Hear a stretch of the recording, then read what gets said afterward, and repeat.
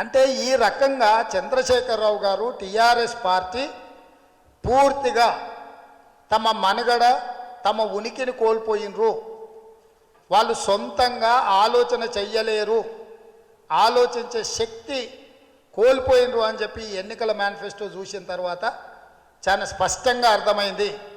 ఈరోజు చంద్రశేఖరరావు గారిని చూసిన తర్వాత బీఫామ్లు ఇవ్వడము, మేనిఫెస్టో ప్రకటించడంతో స్పష్టంగా కాంగ్రెస్ 100% అధికారంలోకి వచ్చిందని తెలంగాణ ప్రజలకు 4 కోట్ల మందికి విశ్వాసం వచ్చింది.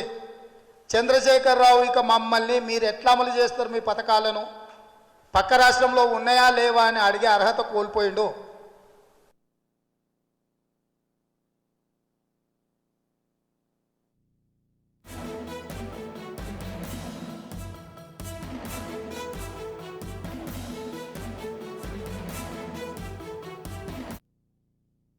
అనే మాట ఉత్తదే.